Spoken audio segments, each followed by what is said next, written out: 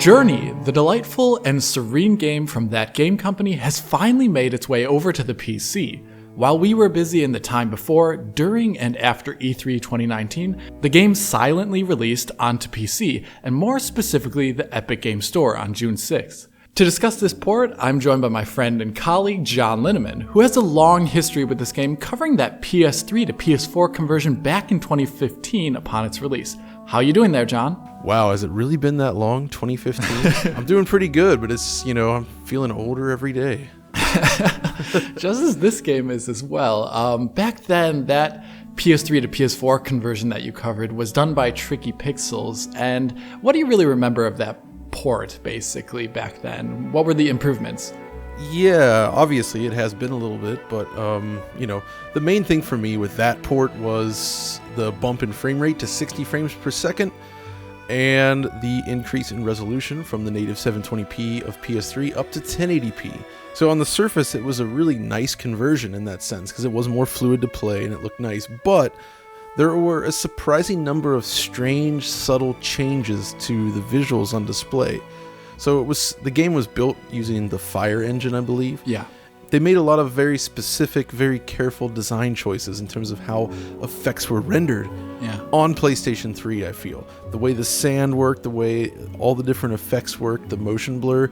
And in the move to PS4, some of those things, I feel, personally, were compromised. The sand doesn't quite look the same or correct, though it still looks good. And the big one for me was the removal of the motion blur, which I believe played a huge role in defining the look of the game in motion. And of course, there were a few dips here and there on the base PS4 at the time, but I would assume on a PS4 Pro with boost mode, it's not a problem anymore. So for me then, I guess the question is, since there were so many changes between PS3 and PS4, what does it look like going from PS4 to PC? It's actually an extremely similar situation there. You have that kind of like going from PS3 to PS4, an increase in performance. Technically, if your PC can do it, it can run at arbitrary frame rates above 60 FPS. And you also have arbitrary resolution support, going above 1080p on that PS4 version, or even PS4 Pro, since it never got a Pro patch, up to 4K or even higher, and you can have even support for cinematic resolutions, which... Wait. Does that mean you could do something like that super wide 3840 by 1080 Samsung monitor? I think it does, because it just kind of enumerates all the lists of resolutions. I didn't check completely, but it looks like it would be that way, and it does support your monitor's resolution, for example. Excellent. With the UI being in that 16 by 9 region if the UI shows up. But this is a UI-less game, basically. It doesn't have any GUI necessarily, so it's not a big problem. And it's actually really nice. It looks, I would argue the game looks best in cinematic 21 by 9. But unlike that PS4 version, you do get some upgrades right off the bat. You can look in the menu here.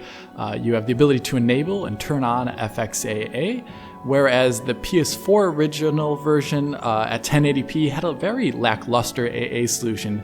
In a direct comparison with just FXAA on PC at 1080p, you can see that the PS4 version actually has less coverage than standard 1080p FXAA on PC. It's worse. That's fascinating, and I actually can't recall what the PS3 version used, but I would assume it's something like MLAA given the time frame when it was released. Yeah, with 2012, that sounds about right.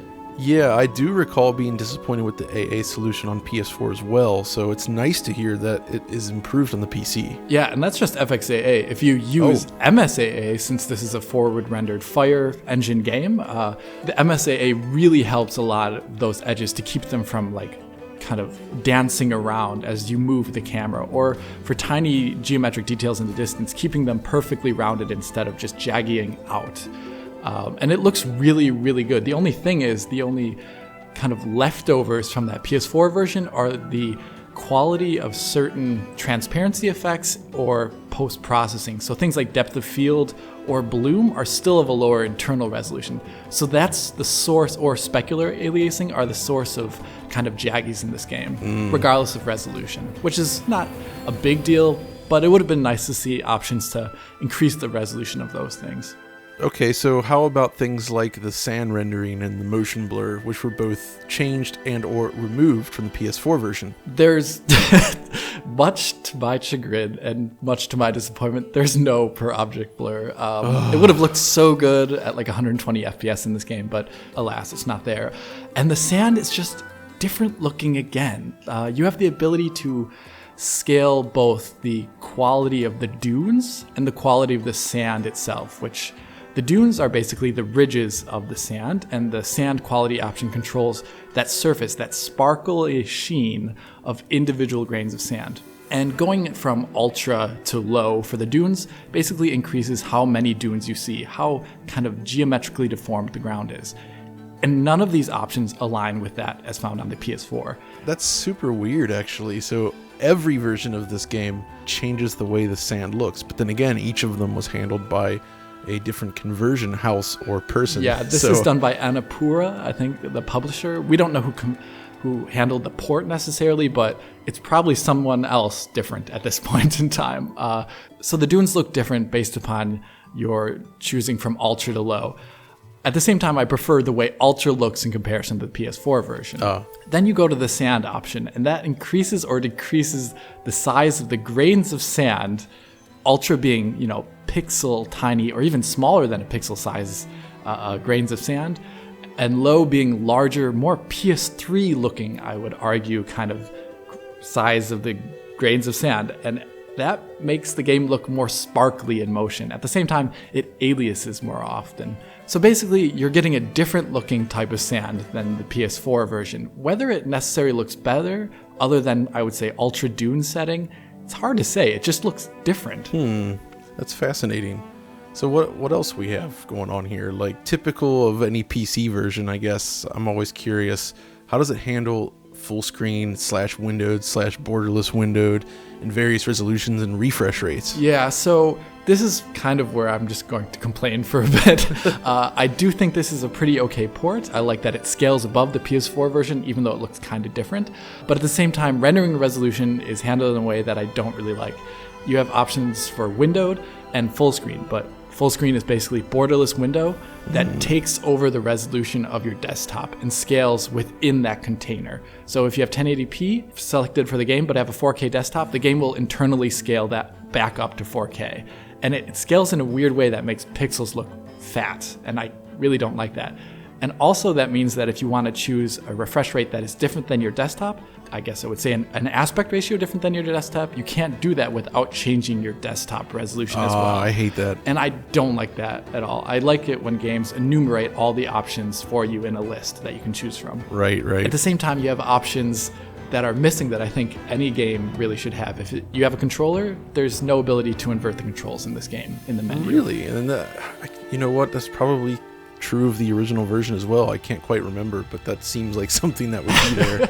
Yeah. But it's a shame though, because I feel like this is a game that works really well on a controller. Yeah. How does it feel with a mouse and keyboard? It's actually okay. The only thing is you kind of lack that cinematic feel when you're going around, because the mouse sensitivity makes everything a bit more erratic. But just, tapping spacebar or control for the basically 2 buttons this game has wasn't a problem. I played primarily, though, on a controller.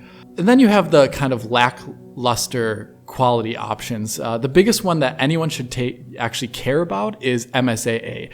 Msaa, when going from 8x to 4x, will give you around 43% better performance, as I tested at 1080p with an RX 580. Going from 8x to 2x will give you 62% better performance. And going from 8x to 1x or off will give you 73% to, I would say, 90% better performance. I was hitting the CPU wall and wasn't able to test actually how much better the game was running. It just runs really, really well. At the same time, those other options below it for dune quality settings or sand quality settings are almost an aesthetic choice. They'll give you more performance as you turn them down to low from ultra, but at the same time, it's just a different looking game, and I wouldn't actually recommend any settings for those. But for Msaa, it's basically what you feel is appropriate for your GPU. And that's when I kind of come over to how I experienced the game. I played the game through, it takes less than 2 hours on a RTX 2080 Ti at 4K, ultra settings, 8 times Msaa with a Ryzen 1700X, 16 gigabytes of RAM, and I had a less than enjoyable experience. And It's not because... Wait, really? Yeah. So what's going on here? It looked gorgeous in a still, but as you would move the camera around, the game would just stutter. And there were even protracted bits of gameplay that were below 60 FPS constantly.